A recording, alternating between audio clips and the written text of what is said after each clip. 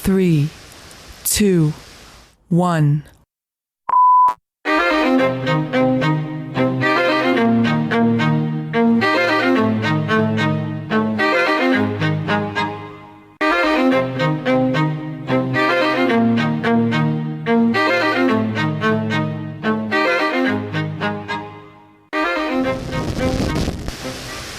What's up, all you cool cryptos and aces? This is Mike Booch, back to introduce part 2 of the PolitiPop podcast review of Batman Last Night on Earth. If you have not listened to part 1 yet, please go back and do that. Otherwise, this will probably make zero sense to you. Thanks so much for tuning in. We're going to pick up right where we left off with part 2.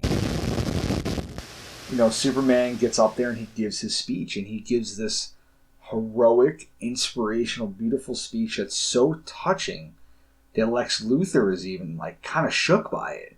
And, you know, it kind of, like, makes him hesitate. And he realizes, he's like, I have no chance of beating him. Like, how could I ever beat a speech like that? So he gets up there and he gives it his all. But Can I cut you off for just a sec? Yeah, of course, go ahead. Yeah, so I just kind of wanted to digress a little bit because, you know, he, like Lex says, that Superman, he gave this speech about the miracle of this place, the miracle of us, is our capacity to imagine past what is probable, even past what is certain, to what might be. And that's so true. Like, I actually think about that whenever I go into New York City. Like, it's amazing to see how humankind was able to construct these buildings, how we were able to construct the machines that would help us construct these buildings even. And like that really is amazing that we're always like, it just never seems good enough. You know, it's never good enough to have the windows open. Let's invent air conditioning. You know, like humans are always thinking about the next thing, the Wright brothers and airplanes and, you know, Alexander Graham Bell and phones. Like, it is in our very nature to defy what is and look forward to what could be. And that is beautiful. And that's very much like Superman, to see it from that outside perspective and tell people how great they really are. Yeah, it's kind of amazing. This is actually one of my favorite moments from the whole all 3 issues. I think it's just it's really well written, very emotional. You know, seeing Lex, you know, talk about this and again, you know, he gets up there and he says he uses calculated speech. He uses inflections and hidden language and every trick in the book that he can. To try and convince these people. And then he says, but we both knew he had won. I remember standing there with him, not so much humiliated as graced by humility. And, you know, it's this really interesting moment where it's like, Lex is okay that he lost, I think. You know, he realized that, you know, Superman was right this whole time. And that, you know, he says at this moment, you know, they're waiting for Superman to win, and he knows the shard's going to come up, and at the last second, Superman's going to save him anyway. You know, he's not going to die. Because that's who he is. Exactly. And at that moment, that's not what happens. Superman's the one who's impaled and killed right in front of Lex. He actually, he lost. He was not able to convince people.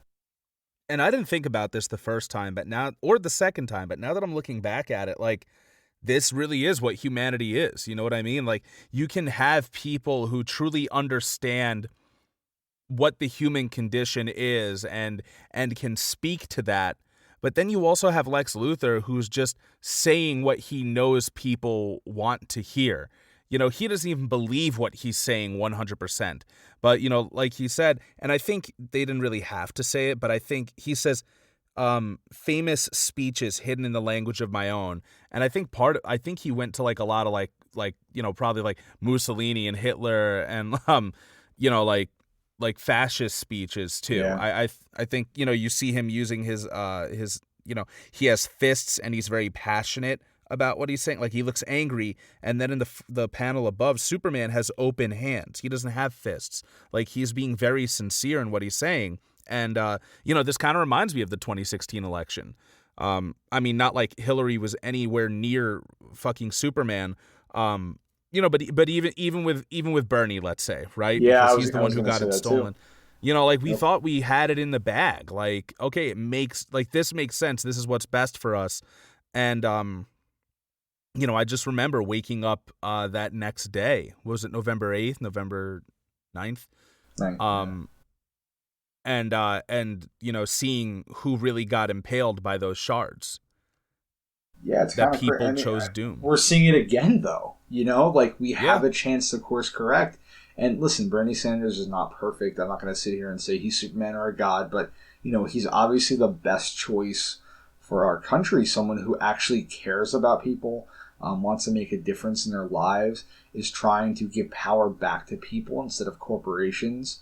And again, we don't choose him. We don't pick him. We go with Joe Biden and Donald Trump as our choices, and it's pretty incredible that when faced with probably the answer to a lot of Americans' problems, and we don't go with that solution, with that hope, we don't choose it. It even surprises Lex. He's blown away by the fact. Oh wow! I just noticed that in this picture where Superman is impaled by all these shards, Lex is actually like holding Superman's cape in his hands, and he's like, "Oh no!" Like that's when he realizes how wrong he was, and now he's trying to go back and undo it by getting a version of Superman to come back to the Earth, but it doesn't seem like he even wants to. It doesn't seem like it's going to work. Yeah, he says it. Lex says it was all a mistake. He you can see, like, in the panels, he's so distraught. His face is in his hands. He's terrified. He's like begging at Batman, and like he just he doesn't know how to make it right. Now, let me ask you: are humans naturally good, or are humans naturally evil? I think you've asked me this before. I kind of bring it up whenever I can. I don't think either. I really don't. I think we can go either way. I think a lot of it has to do with our upbringing, the world we live in. We obviously have morality in us for a reason. We have a conscience, so to speak. So there's a reason for that. We're not supposed to commit wrongs. That's why we feel guilt. But at the same time, we're also about self-preservation. Sometimes that means hurting others around us for our own goal, gain. So it's a tough choice. I don't know. I don't think we're either way. How I feel. I consider myself a realist, right? But in philosophical terms, I'm what's called a pessimist. I think human consciousness is a tragic misstep in evolution. We became too self-aware. Nature created an aspect of nature separate from itself. We are creatures that should not exist by natural law. We are things that labor under the illusion of having a self, that accretion, that's a word, of sensory experience and feelings, programmed with total assurance that we are each somebody when in fact everybody is nobody. I think the honorable thing for our species to do is to deny our programming, stop reproducing, walk hand in hand into extinction. One last midnight, brothers and sisters opting out of a raw deal. Wow, that was beautiful, man. Yeah, just made it up with that. Yeah. Yeah. I could almost see like Matthew McConaughey rehearsing that and saying that line. I don't know. Really beautiful stuff. I could see him saying that. Maybe not as well, but no. On the real though, my opinion is similar to that. I do think that we are animals at our core. Yeah, and we are. Taking ourselves out of the food chain has been like the best and worst thing that can happen to us.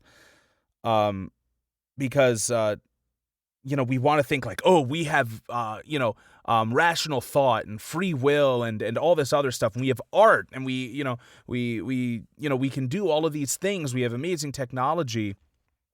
But I really don't think we're that much better than animals. In a way, we're a little bit worse because, what animal kills for sport? Yeah, we're one of the only species that do that kill for amusement instead of for hunger. Yeah, and we we do it to each other all the time. Yep. If I've learned anything from watching Game of Thrones, it's that no one is truly good. Good people do bad things, and bad people, guess what? Sometimes they do good things. Yeah. There really isn't a good or an evil, but I think it is easy to lose yourself, especially in these trying times. It does seem hopeless, and I get thoughts that are not so great, that aren't something Superman would be proud of me thinking. Um, and we see later on in this, I mean, not too much later on down in the story, that the bad guys have found Lex and Batman in the Plains of Solitude, and they've managed to get to all of the Superman clone cyborgs, whatever, and now all of those Supermen are attacking Batman and Lex. Luckily, it's Wonder Woman who comes and saves them, and Lex makes one final sacrifice to save Wonder Woman and Batman, and he's like, listen, if you find him again, if you see Superman again, tell him what I did here. Because in hindsight, he knows that he did the wrong thing. I love what Diana says here. Wonder Woman goes, Lex Luthor, I will never forgive you for what you did, but I will remember this act and I will speak of it. And it's like, yeah, he can't. I don't think he can be forgiven for what he did. He killed Superman. He ended the world more or less. But his last act is, he sacrifices himself. But that's the weird thing about it, is if he just brought out whatever was already within us, was it really him?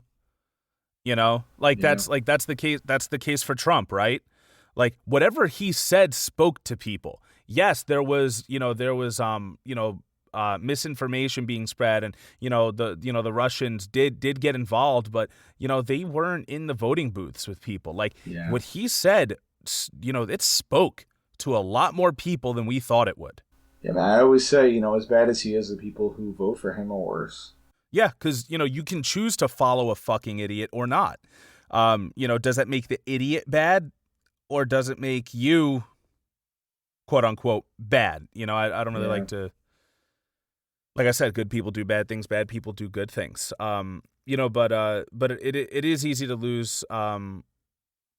Lose yourself. But we find later on that Wonder Woman, she's bringing Batman and the Joker's head across the River Styx in the underworld, and she tells him, like, I came back to help you. Because of you, like his spirit was kind of infectious, and she says to him, we must be who we are, regardless of whether we win them over or lose them. Yeah. And that's really powerful. And of course we have Batman again. He takes out his penny, because the River Styx, historically, is a place where you're supposed to pay the toll and cross into the underworld, and he's like, oh, maybe I should pay my toll here or something, and she's like, no, hold on to that. And once again, he's holding on to that penny, he's holding on to who he is, and he's even been able to turn Wonder Woman over to kind of feeling idealistic again. There's some great stuff in this scene, like when they first get there, they land in the Spectre, and she says that the fighting consumed heaven and hell. So it just goes to show, like, how traumatic this whole situation was, And then as they're going down the River Styx, he holds the lasso of truth, and he starts to see all these people that he cared about, from Kyle Rayner, Aquaman, Cyborg, and finally he sees Alfred, and he's like, no, he's like, I left you alive. What happened? He converses with Wonder Woman, and he finally says to her, what if I just get everyone killed all over again? And she says, you probably will. I mean, you're the one who held the door open that time. And he says, then why? Like, why the hell would you follow me? And she says, because you're the one who held the door open that time. And I think that's so great, because even though it did get them killed, they got him killed, at the same time, it's just so inspiring that he was the one to do that. And she, seeing him again, she can't help but just follow him. And that really is a beautiful moment, like, because in the mainstream we don't really think of Batman as that beacon of hope, but here he is, and it's Yeah. just like the title is, right? He is the last knight on Earth, the last um person with a noble cause, the person who believes in justice and believes in right, um which I guess is just what people need right now. Whether or not it's naive, it's what people need. Yeah, I mean, typically it's Superman who's kind of portrayed as like the hope, the beacon of hope. But a lot of times, it's Superman himself in a lot of these comics that will say that it's Batman, and like we'll point to him being the guiding force and the one who will, keep them on the right track. That is a big difference between Batman and everyone else. I mentioned it earlier, is that he's human. Um, it's just that Superman taking on a man with a gun isn't very heroic. Like, of course, it's the right thing to do, don't get me wrong, but he's bulletproof. He's not really making a sacrifice. Batman is making that sacrifice every time he puts on the cape and cowl. Yeah, I mean, he always has the scars to prove it, right? It's in the movies, it's in the comics. He's taking a beating for what he's doing. So, as we move on, are we ready for issue 3? Yeah, well, so at the very end of issue 2, we arrive in Gotham City, and it's this really cool, like futuristic kind of very different city than what Bruce is aware of, and they're kind of sneaking around trying to get past all the guards, and they hear uh, like they hear something in the background, and they go who, and they start hearing that repeated who, and the Court of Owls attacks, which I thought was pretty cool to bring that back to Scott's original run. They've lasted the whole time, the Court of Owls. And there's this moment where they're surrounded by these owls, are about to be attacked, and then there's a moment of recognition between Batman and the one leading the owls, and it's Dick Grayson, right? Dick Grayson's he's alive. He's now a Talon. I love that reveal. Yeah, I mean, it was really cool. I thought that was great, especially because if you read the original run, you find out that Dick Grayson was actually meant to always be a Talon. That was supposed to be his destiny, but Bruce intervened, and by taking Dick Grayson, he made him obviously into Robin, eventually Nightwing, sometimes Batman, totally altering his fate. And it's interesting to see that Dick is the one who's now leading the resistance. Like, he still has that bit of the original Batman in him. Yep. He was always, he's the prodigal son. He's the first protege of Batman ever. He's the one that, the first person that Batman willingly pulled into his life, right? That he shared his secret with, and that, they didn't always get along, but in the end, I think that always stuck with Dick Grayson and helped make him the hero he is. So here, yeah, Batman's been gone, but he's still fighting. He ends up going underground with the Court of Owls, and this brings us to issue 3, which is where a lot of the first time I read it, that's when a lot of the stuff started to click for me. Like, oh, this isn't just a cool Batman story. There is something else to this if you really want to look for it. We see that Dick has a child. Her name is Bryce. He has her with Barbara, and on Bryce's head is a tattoo that says "resist," which we see all over the place on bumper stickers and everything after Trump was elected. Yeah. Yep. This really spoke out to me too. Batman kind of is surprised that Dick took the mantle of the Talon, and that everyone's an owl, and Dick's like, oh, like at the beginning we fought as bats, like we were bats. Yep. But Omega took that symbol and corrupted it. I love that. I think that's great. He's like, we didn't betray you. We didn't want to give up on being who we were, but we had to find a new symbol of hope, and we took the owls, the Talons, the enemy of the bat. And that kind of reminded me of, just like the symbol of America, right? The American flag. It doesn't mean what, I don't want to say what it used to. It doesn't mean what we think it used to mean. No, definitely not.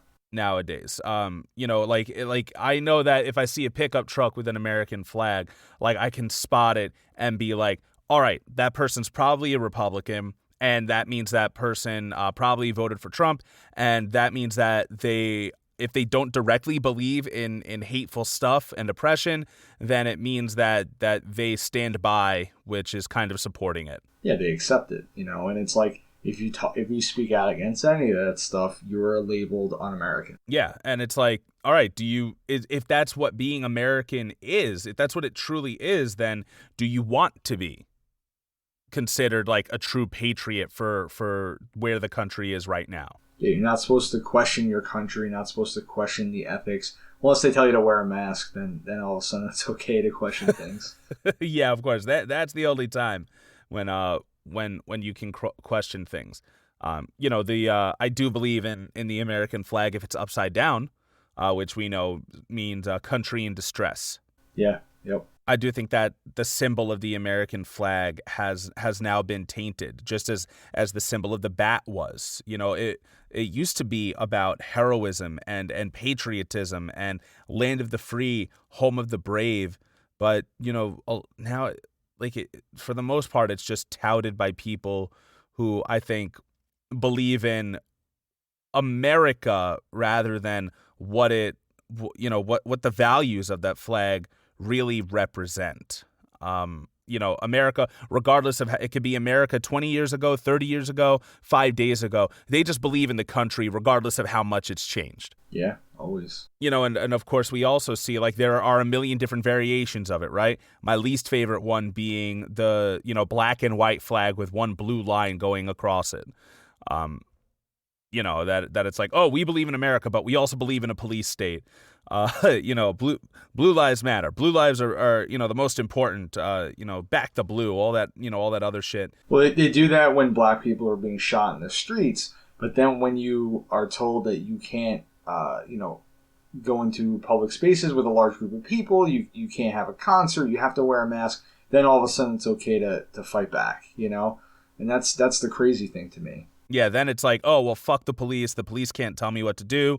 I'll bring my own gun to my, to a protest in Michigan. And, I don't, and it just shows they never cared about the police in the first place. No, you know what I mean? Not at all. Like they're okay with them shooting someone that they don't like, right? Yeah, that's really it. And anytime someone says, hey, that's wrong, they're like, oh, don't come for my police. But like, if you were truly like supportive of law enforcement, you would A, do what they say, and B, if you were going to a peaceful protest, you shouldn't have to bring a gun, right? Because Yep. I think the idea is you're bringing a gun with the intention to shoot a cop if you have to. Exactly. It's not like it was in Charlottesville where, you had like, Antifa brought some weapons and protection. The Nazis brought more than that. Some of them brought guns even and stuff. But it's not like that because I think anybody who considers themselves left believes in science at this point and is most likely staying home. So they're not going to be going out to these protests and clashing with these idiots. No, definitely not. So yeah, that's where I kind of saw the comparison to our world that, the symbol of the bat has become corrupted. And, being Batman doesn't even mean what it used to anymore. Yeah, I mean it's a great moment. And there's some really cool stuff in this scene. You find out that Tim, who had been paralyzed, actually was the one who freed all these people. He freed over 100 fighters, including Dick Grayson, Barbara Gordon, from the mind control of Omega to wage this final battle. And Bruce is like, that's great. Let's do this. Let's get Tim. Let's do the fight. And they're like, it already happened. You missed it. Once again, he missed the fight. Yeah, a few days ago, they made their last stand, and they were struck down. So that's it. But even so, Batman being who he is in this story is just like, no, like, we have to fight. I don't care if our last hope went away. We have to fight because basically Omega is going to, he found a way to unleash an even stronger mind control and bring not just Gotham, but I think the intention is the rest of the earth, I could be exaggerating, but it's a comic book, so they are too probably, under his control. Yeah, and like in this moment, you kind of still see that loyalty that Dick Grayson has to Bruce, because he's trying to plead with him like, look, it's over, like I'm sorry, but the fight's over. And Barbara Gordon actually is kind of the more bitter one, and she like pulls off a sheet off all the different suits of all the heroes. She's like, say their names to me: Jason, Kate, Cassandra, Damien. They're all dead. Damien died rushing to his father's side when he died originally, which is horrible. And Seriously. And like, Batman's like, doesn't matter. We have to fight. We have to fight. And, Barbara even says, you had the nerve to show up with Joker. Batman's like, he's on our side, which I think is great. The Killing Joke and the history that Barbara Gordon and the Joker have. And she's just so angry. But Batman being here, he's already inspiring people, right? Like Dick Grayson's questioning things. His daughter Bryce is kind of like, we could do this. I think Duke says, the girl has a point. We could maybe make another stand. Yeah, because the only way to get into Omega's base is with Bruce Wayne's DNA, because he's in Wayne Tower. He even went so far as to have the mansion rebuilt brick by brick on top of the tower. Yeah, because reasons. They insinuate kind of here that he's another young Batman. Or like another, clone that had woken up. Yeah, he was one of the clones gone wrong. Yeah, and that, he has the same DNA, so they can get into the tower and stop him. So I'm ready to jump to the Omega reveal. What do you want to talk about before that? Well, I think what's cool is they go to visit Selena Kyle. Oh yeah, that's right. I read that part too. Which is kind of a big moment. They're like, she's the one to see. And Selena actually made a deal with Omega. She's been working for him. And she tells him that all she has to do is pull this string and set off a trap that will tell Omega they're there and stop them. And Dick Grayson's like, so you really are evil. I didn't think you were. And she's like, that was the deal. Seeing Bruce Wayne here,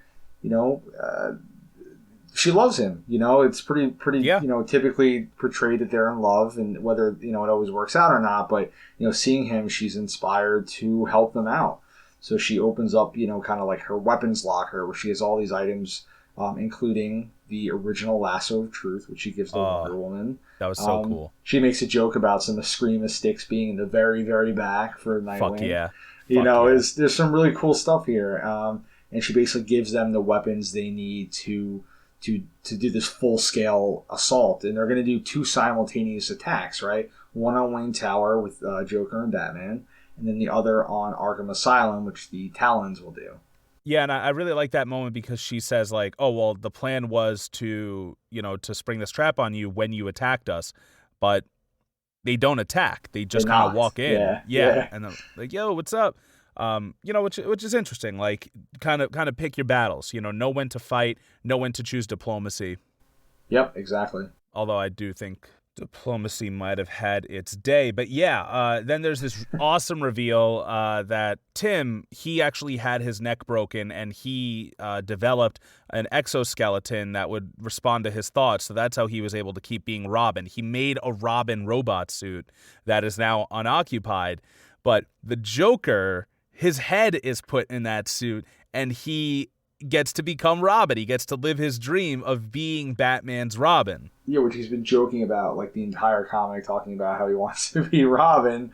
And he's like, guys, I just have one little favor to ask. And, we see Batman, like, assaulting all these troops in the sewers, and he gets attacked by a robot, and he gets saved by Robin and Joker. It's a pretty funny scene. That was absolutely beautiful. He even really put like the mask on, right? Like he found like a piece of cloth floating in the sewage, and he put it over his eyes. Yeah, it was like stained underwear. That was what he implied. It was like skid mark stained underwear that he poked a couple holes in and made it his mask. He's like, it's grayish and sort of brownish, and then like afterwards, like, wait, Robin would have put it on the outside, right? Like not on his actual face, and he's like, shit, like I fucked it up already. Oh my god, that was so good. We also see that Jim Gordon's alive. Yeah, what's your thoughts on his portrayal? He's kind of like a hippie now. Yeah, like, I don't necessarily mind that. I just, honestly, I know it's DC Black Label, but it just feels like all the swears were kind of shoehorned in. Like, I didn't need to hear them like saying shit and stuff like that. It didn't bother me, to be honest with you. Really? Usually it does, but in this one it didn't. I think just because it was such a like otherworld Gritty story. Yeah, you know, like because like I think Old Man Logan had cursing, but they just bleeped it out. Like, Yeah, you know, yeah, they did. It was they like did. edited, you know, but like it kind of makes sense. It kind of feels true to this world. I mean, Batman does curse sometimes. They don't show the word. Yeah, especially with Snyder, because he really humanizes the character. Yep. Another thing that I thought was really cool, once again bringing back this idea of the next generation, is that the person who kind of convinces Barbara and the rest of them to go along with it is Bryce. Yep. Dick and Barbara's daughter. She's the one who's responsible for using technology to open up the door so they can get into Arkham. And find out what's expanding Omega's mind control signal. And even here, this Batman clone is a younger Batman. Yeah. Yep. The youth. And I mean, that's always kind of been a theme of Batman, right? Like him taking these Robins because he can't do it on his own. He always needs that sidekick who usually is his conscience and is like the better part of him, right? Like that reminds him to do the right thing, so to speak. And I think that's always been a kind of a big part of Batman and who he is. Yeah, I absolutely agree. It's that little bit of comedic value. If you want to get dark about it, it's kind of fucked up that he puts them in brighter clothing and sends them in front of men with guns. But oh yeah, he just trains them really well. You know what I mean? I mean, it worked out usually. Are we ready for Omega? I mean, we're just about there. I think there's this really cool assault, where they're using all this technology, like you said, to get through there. And I think, they get captured by Omega, right? Joker and Batman. And at the same time, we see the reveal that Martian Manhunter is alive in Arkham Asylum, and he's actually going to be the one that projects this mind control device. Yeah, the signal, because he can connect with every mind on the planet, which is I thought was pretty crazy. Yeah, like he's the conduit. He's the like the signal enhancer you would order from T-Mobile if you had a really bad connection in your home. Yeah, and it's revealed that all of this was Omega's plan. Like everyone's where they were supposed to be. He knew that Batman would come for him. And he's captured him, and he's put him into this chair that is going to wipe his memories, or give him memories. I'm not really sure exactly, but he's going to. But he's in that chair, and things aren't going to be great for him. Yeah, and like he's not going to be the same Batman he was when he went in. That's the goal. Yeah, it's not just any ordinary chair, right? Yeah, it's not Ty. It's not like your run of the mill chair. You know? You got the side. It's not one of those. Let me tell you. It's no rocking chair. It's no swivel chair. It's no wheelie chair. It's no waffle chair. It's no lounge chair. It's no lazy boy. It's no recliner. It's no massage chair. It's not even an electric chair. But this chair is something else. Actually, I'm trying to look at it. It might actually be the Mobius chair. Let's see. Because he would bring back the Mobius chair. Well, he says this chair once granted. I can't pronounce that word. Wait, where does he say? Where does he say it? I'll try to. It's embarrassing. Right when he's in the chair. Bottom panel. When I flip the switch, will rewrite your mind. And then it'll take me down. Blah blah blah. I repurposed it like. It definitely is the Mobius chair. Yeah, he says I repurposed it. Yep. Yeah, it is. By the way, did you ever read that Grant Morrison story I loaned you? It's like 90s Justice League. It's parts of it are a little tough to get through, but it's the one where fucking Batman knocks out I'm not sure if his name is Mobius. Orion? No, it's not him. Oh, Metron. Metron is the new god. Yeah, at the very end of it, at the very end of this story, Metron is on the chair and he's just observing like the end of the world as we know it. It's another post-apocalyptic one. It's where Batman does his best work. Of course. And Batman's like, he's like, oh, like your goal is to just collect data, right? Like you don't intervene at all. And he's like, yes, I collect data. And Batman's like, oh, you never knew what it was like to be human, did you? And he's like, no, I guess not. So Metron becomes human for like a second, and Batman fucking knocks him out. Holy shit. Yeah, Batman knocks him out and takes the chair. And then of course later on in DC continuity, there is a moment where Batman becomes a god because he's sitting in a chair. Yep. But yeah, chair. so like I said, not your average chair. He's so Omega introduces himself. He fucking takes the Joker, Robo Robin Joker to task. He's just brutal. He freaking curb stomps the shit out of him. Like this Omega is not one to be trifled with. Nah.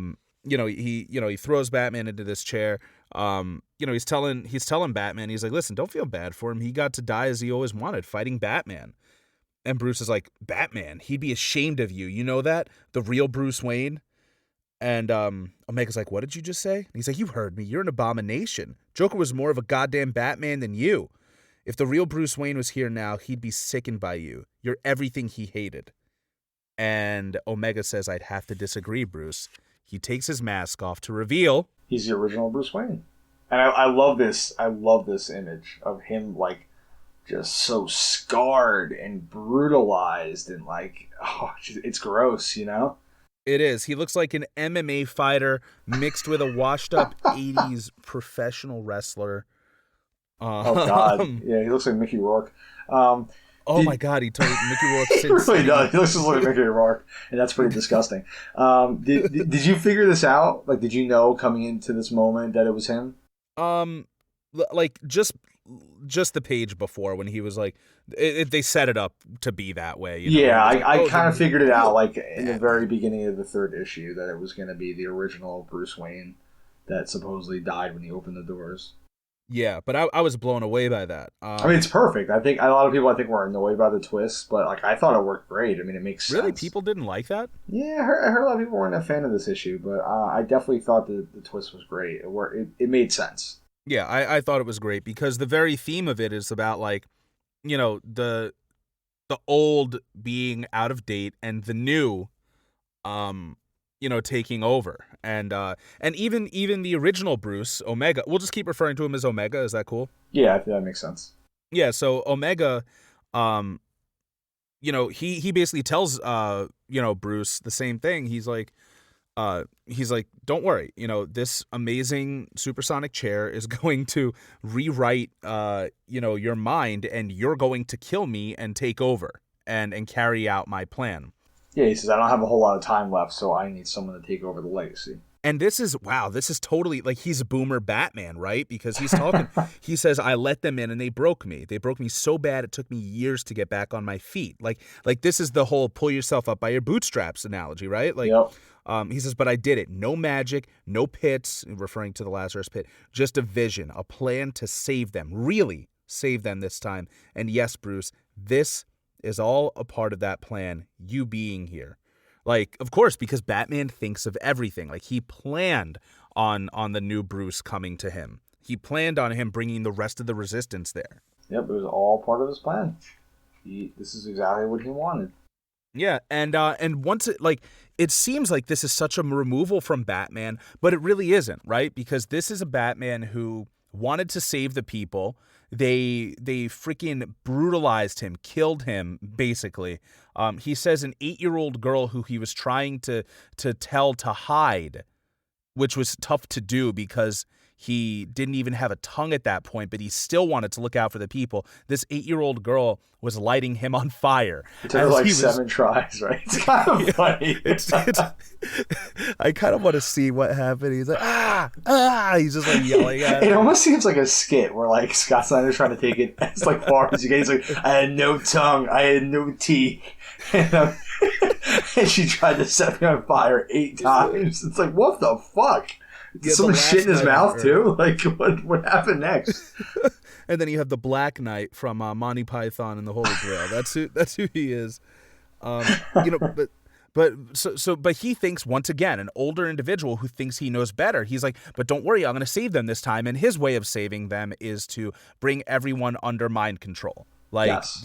They can't hurt themselves or anyone else again if they're all uniform and doing what I want them to do because I know what's best. Yeah, he's seen their worst side, so he's going to save them, right? I also love that, once again, you read it again and they hint it a bunch of times. Like, this is why Omega, you know, he didn't want Alfred to die in fear. He wanted him to die at peace, because Yep. deep down inside, he is still Bruce Wayne. Yeah, that was Alfred, And his buddy, you know? yeah, and when they get into Omega's lair, you see that it's kind of like a twisted version of the Batcave. You have all these display cases, but instead of being for his allies, they're for his enemies. And he took down he took down Sinestro, he took down Black Adam, he took down Brainiac, Black Manta, Cheetah, he took down Bizarro. Well, the thing is, like, Batman always holds back, right? He refuses to kill. But now you have a Batman who is not going to pull any punches. You know, literally, like, he's going to murder anyone who gets in his way.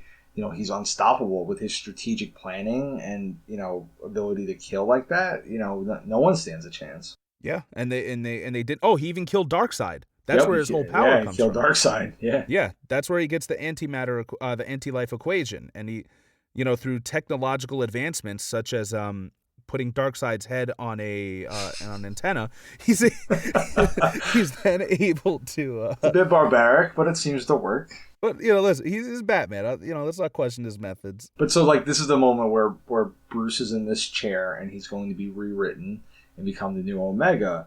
And this is where Joker breaks down the story we've been seeing in the beginning of all three of these issues. Right? Oh, yeah. So, what's the story? So the story was Batman, he winds up finding a dead kid in Crime Alley where his parents were murdered. Right? And he does some DNA testing, all this stuff. He finds out that it's Joe Chill's son. And Joe Chill is the one who killed his parents. So you go... Yeah, I mean, generally, depending on what canon you're following, yeah. That's typically, I think, the most common one. But according to this, that's what happened. So he goes to Joe Chill and he tries to get some information out of him. And what he finds out is that Joe Chill's son was supposed to get an appendectomy, I believe, which was a pretty common surgery. Yeah, get an appendix removed. Yeah, so the surgeon was drunk and actually killed him by mistake in a really brutal and horrible manner because, it was a really painful death and, he was alone getting the surgery. And that surgeon was Thomas Wayne. So, Batman goes to Jim Gordon because the bat signal dies. The old bat signal dies. So they get a new one. And, Jim Gordon's like, well, what's the matter? We want to talk about. Batman's like, I'm just here for the signal. And he's like, I could have put the new signal on. Obviously, you're here for a reason. So Batman tells him, about how this boy died because of Thomas Wayne. And he says, I've always thought that murder was just pure chance. It was just bad luck. But what if it was more than that? What if it was revenge? And it kind of means...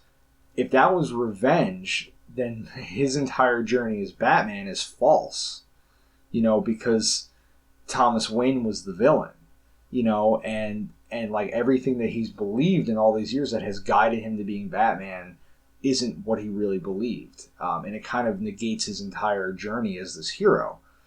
And I think him seeing the old bat signal die is kind of like a symbol to him that maybe like, the Batman has to die. It's not, this is like the universe telling him something. And Jim Gordon kind of puts his hand on his shoulder. He's like, listen, it doesn't mean anything. We're going to put this new bat signal on, and newer is better. It's, it's going to fix the problems of the old. It kind of, again, like you were saying, like the new is kind of what's going to save us. And the Joker tells him that this was his plan. He devised this entire case. He did, like, he went above and beyond. He got the DNA, everything, because it had to be perfect. It was supposed to be Batman's last case. It was the final challenge, because Joker said he always wanted to challenge Batman. And if this case could break him, finding out that his own father had killed somebody and this had been a revenge, then he was never really worthy in the first place. And he says, but it didn't. It didn't break you. In the end, you still held open that door. So, even at your darkest moment, you still stay true to who you were. And he says to him, so beautiful. Yeah, and he says to him, whatever that guy is up there, that's not Batman. You are. You're Batman.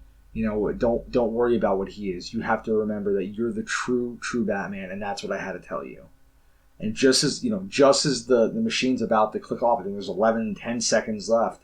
He opens, he looks and he sees the penny. Yep. And he remembers who he is. And he uses that penny somehow. They don't say it. Yeah, it's kind of weird they don't show it, right? But he's Batman. It is what it is. He uses that penny to get out of this. I don't want to say it's a death trap. To get out of the chair to end all chairs, Ty. This unbelievable chair. This fucking chair, bro. He uses this penny to get out and face Omega down one-on-one. Yeah, we get some cool shots of the Talons fighting, and they're all in formation, and Dick Grayson actually jumps in front of his daughter and gets stabbed by Scarecrow, and they're all gonna lose. Wonder Woman is trying to stop Martian Manhunter, but he's beating her, and like all hope is lost. But then Batman comes out in the roof. And he's like, "Oh, you're gonna cry," and he's like, "I'm ready to take on Omega." Yeah, and later on, in this fight, we see Omega and Batman going at it, and Omega tells him, and this is kind of reminiscent of where the system is, right? That we believe that if we don't vote blue, no matter who,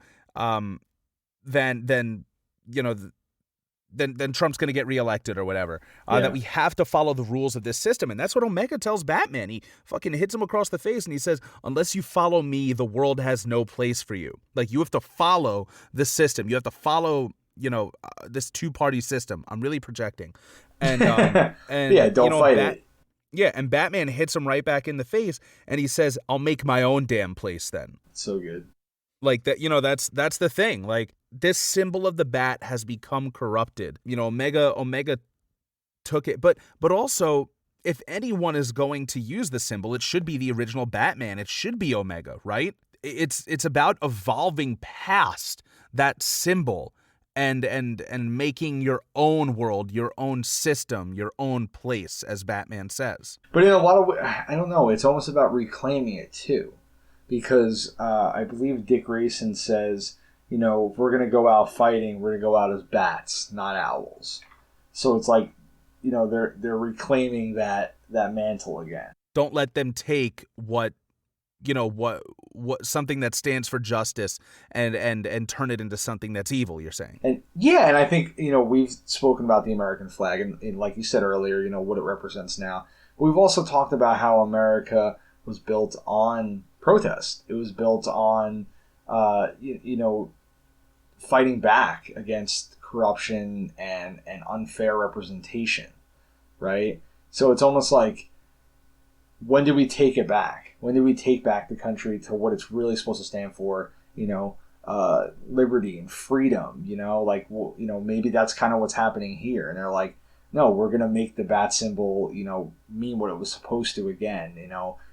All the horrible things you did under that mantle can't take away what it really is. Yeah, and we do see later on, like, Omega continues to hammer in this idea of, like, that the people, they can't be trusted with their own lives. They can't be trusted to do the right thing.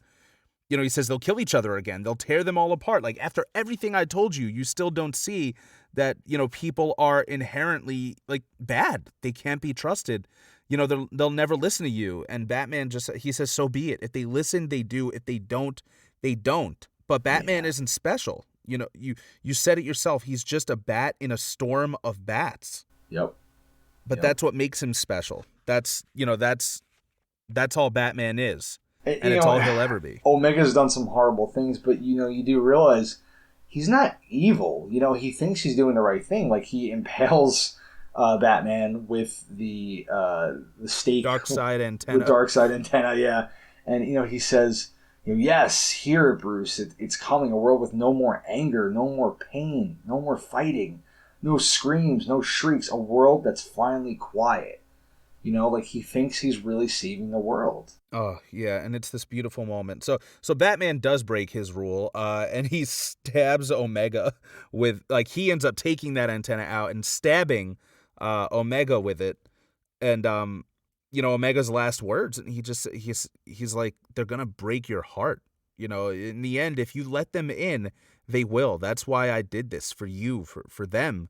Just look at them. And, and Batman says, you say you planned all this. You let me happen so that I'd follow your lead. But what if that's not why? What if despite it all, you still see something there? And so you did it to hold the door open just a crack one last time. That, that maybe Omega realized that he wasn't the Batman that this world needed, but they needed something new. Yep. It's fantastic. The idea that Batman's always got a contingency plan. And maybe in the end, this was it. It wasn't what we thought. He really, he knew this other Batman could be the one that would save everyone. And that's what we want too, right? Like, if you're a parent, you want your kid to do better than you did. You want them to succeed where you failed. You want them to have a better life, to make more of a difference. And it seems like that's the case.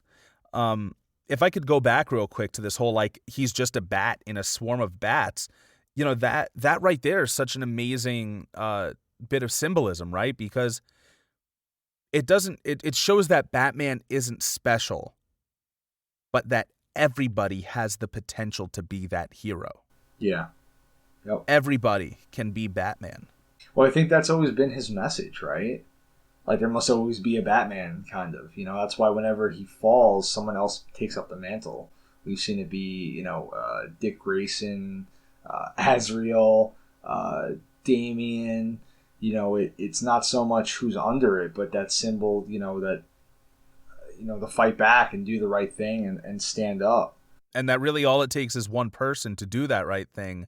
That's where that inspiration comes from. Yep. And it really is, it's a beautiful message from one of the darkest Batman stories. Yeah, definitely. We really have one of the lightest messages and one of the most hopeful. And it's beautiful because that's once again it shows that Scott Snyder really, he knows about Batman, but he knows about the human condition. Yes. We see here at the end that just as the story began with someone drawing a line of chalk, it ends with someone drawing a line as well. And it's Batman. He makes an X with the chalk.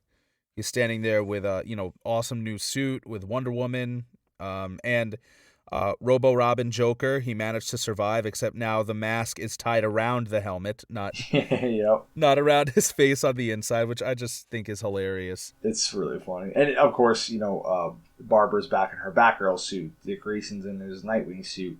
Duke's in his Duke suit, whatever that is. The Signal. Duke is the Signal. Signal. Yeah, the Signal. That's right. The and Duke. Bryce has her own little Batman thing going, and it's like, oh look, the Bat family's back together. Everybody's where they need to be. I think she's wearing the Burnside Batgirl suit actually. Ooh, that purple kind of biker one.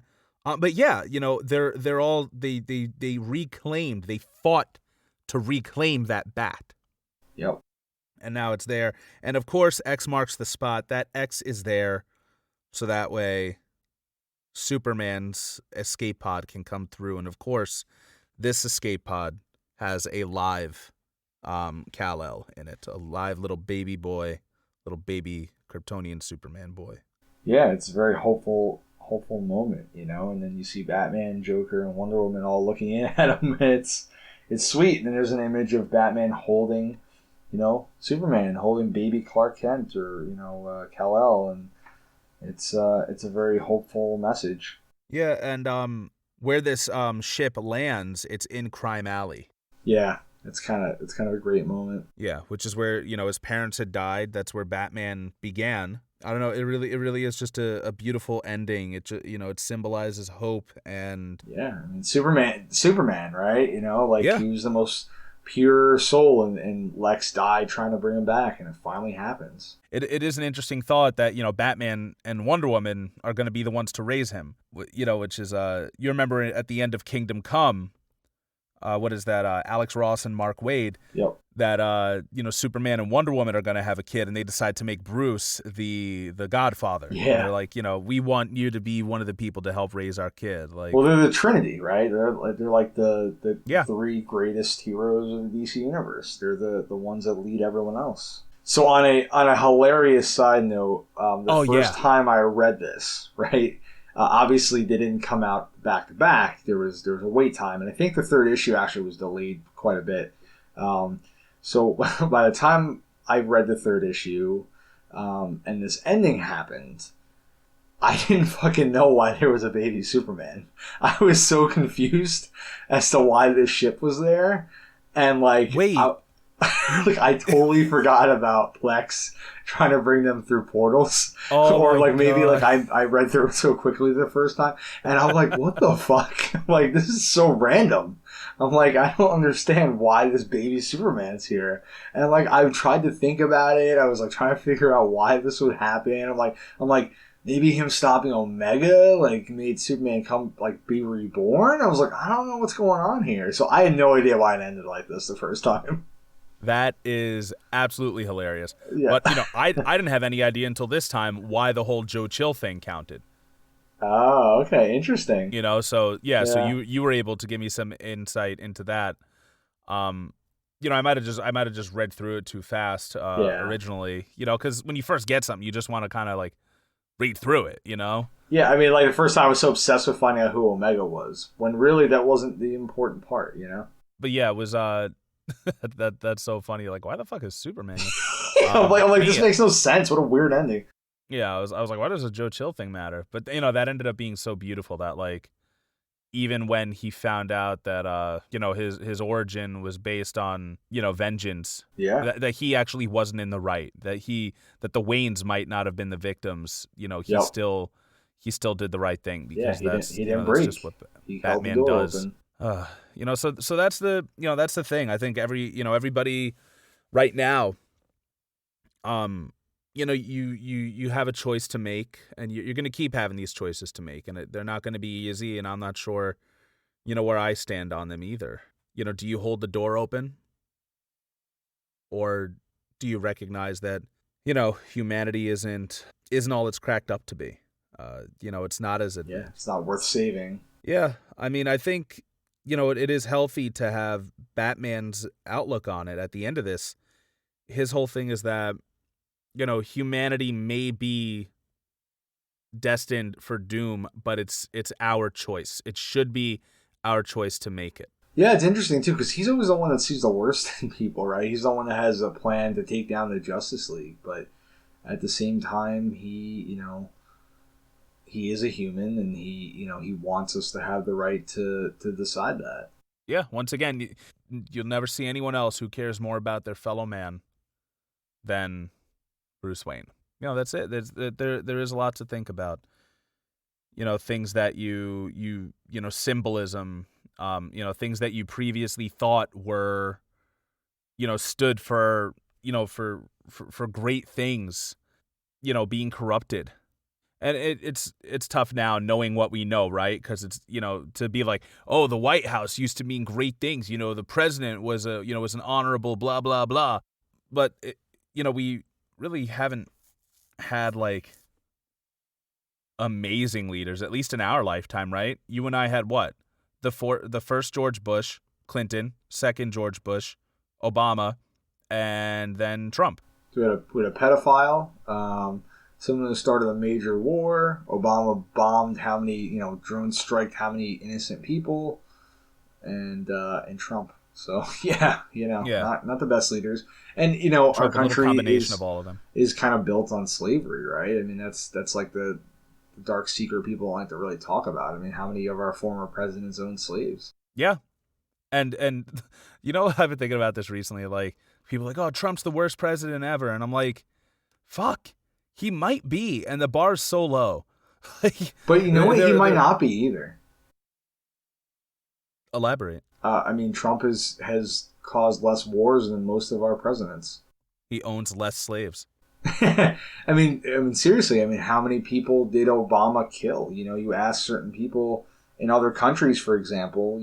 Do they really care who's in the White House? No, they care if their loved ones are being murdered. And as shitty as Trump is, he really hasn't bombed too many people compared to some of our former presidents. Oh yeah, that mother of all bombs attack on ISIS only killed less than 100 people, I think. Yeah, I mean, George Bush might arguably be, Jr. might be arguably the worst president of all time. He had us go to war in Afghanistan and Iraq, and over weapons of mass destruction that didn't exist. We destabilized entire countries, murdered, how many thousands, lost how many American troops. I mean, it's just, Trump is a fucking terrible person and a very, very uncivilized, unprofessional person. But to say he's the worst president, I don't know if you can really say that. I don't know. No, that's a good point.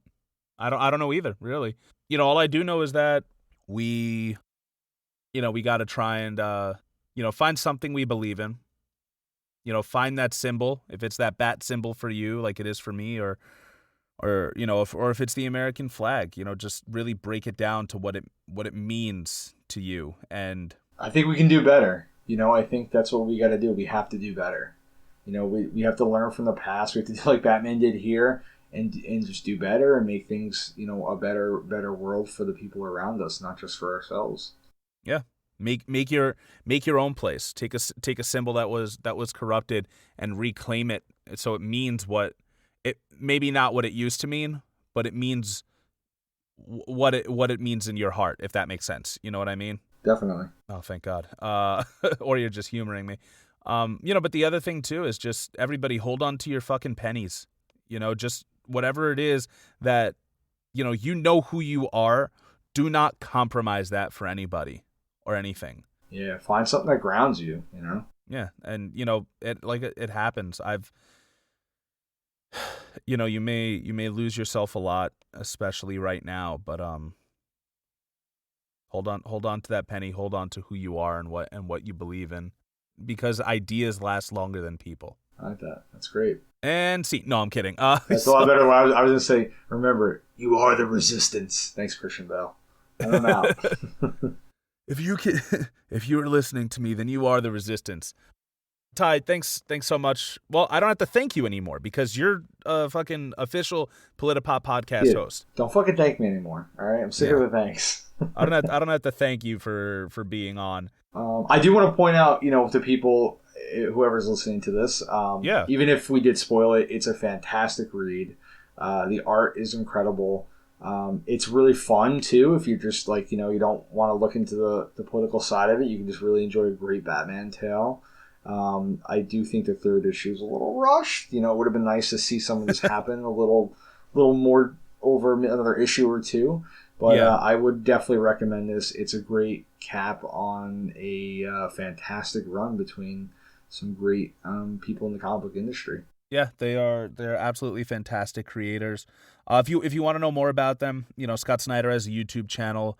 Kevin Smith's podcast, it's now called Fat Man Beyond. It was Fat Man on Batman back in the day, but he has, I think, one episode with Scott Snyder, 2 episodes with Greg Capullo, and then 1 episode with the two of them on at the same time. And hearing their history together is so great. Like, they couldn't stand each other when they first started working together. Just hearing about, where they came from and their, and their struggles to get to where they are now. Yeah, why are people listening to us? They should be listening to that. That sounds awesome. They really should be. That podcast might arguably be better than this one. But seriously, it was awesome discussing this with you. I mean, all things lead back to Batman in my world, and I don't think we've reviewed a comic book since the 2nd episode where I did it solo. So, wow. So I'm really glad that we could do this. Any closing statements? No, I think we hit everything, like you said, just, find something that keeps you and grounds you and try not to lose hope. I mean, I find sometimes you just got to tune out the world a little bit, if, this weekend I was feeling pretty depressed. I watched a lot of Chopped, and I chose that because my girlfriend and I, when we first met, we started watching that a lot, and it has nothing to do with politics or what's going on in the world or like any kind of dark story. So I was able to just kind of sit down and watch that and tune out. So just try to keep yourself sane.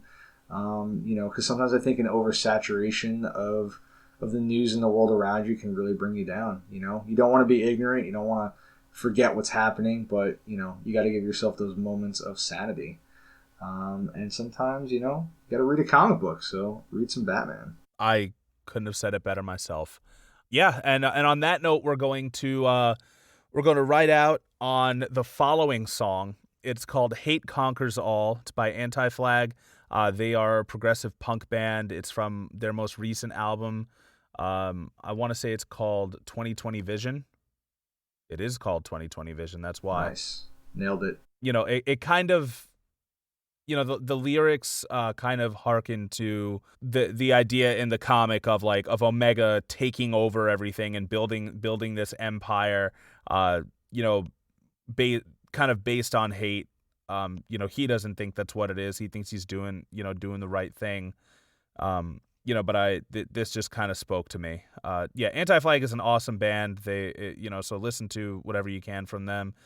They are vehemently, anti-Trump. Their whole symbol, anti-flag, is the American flag turned upside down to symbolize country in distress.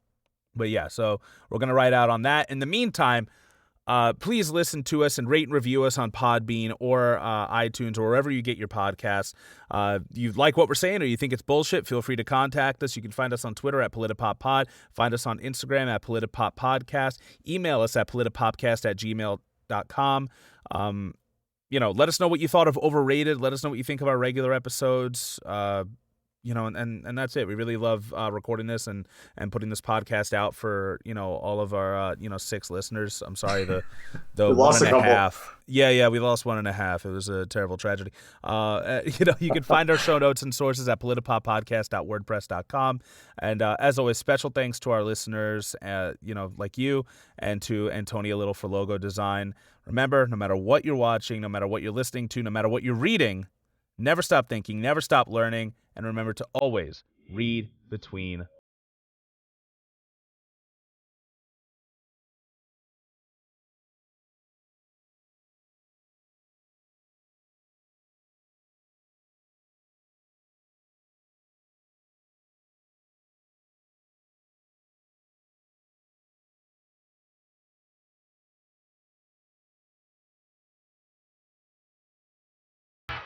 Oh, yeah. I wrote, how does making him think he killed his parents count as keeping him calm? Yeah, that was my note too. I'm like, I don't understand this move. All right, so I'm gonna be completely honest here. So I was actually falling asleep reading the end of this. It was a very long day. So let me see. Just after they infiltrate, I passed out, and then I decided I was just gonna I was just gonna sleep until you were ready to get on, and then get back on. Cool. So and scene.